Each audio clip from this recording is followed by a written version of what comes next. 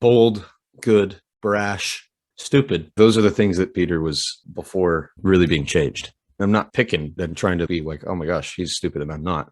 Like, no, I mean, I'm plenty stupid. Don't worry. But it's stupid, even out of your love of God, to brazenly attack a soldier. It was by the grace of God that all the apostles right then weren't just killed. And then Jesus is taken and he doesn't have any apostles anymore because it should have happened.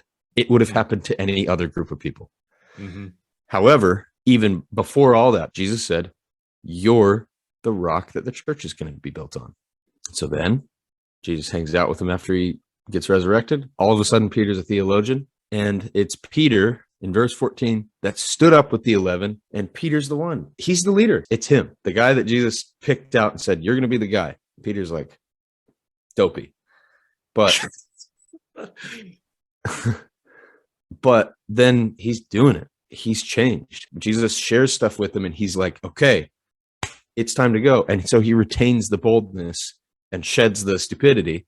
And now he stands up and he converts 3,000 people because he's really in the spirit. So he's able to use his gift appropriately.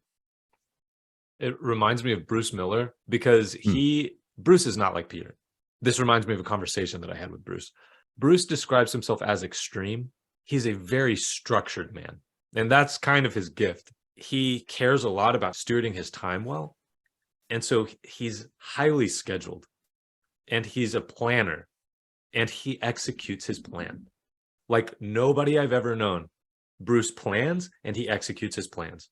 And so he can plan for something like 20 years out and like execute a 20-year plan and like succeed. That's crazy to me. But the way that he does that is he has this system of structure that he's developed that he teaches other people. It's so extreme that I don't know of anybody else who could actually practice it to the extent that he does. So he says, I'm extreme. I know I'm extreme. Well, I had a conversation with him one time because he said to me before, like, you're also extreme. But I'm really not like him. And so I was talking to him about this and I said, you know what? I don't think extreme is the right word.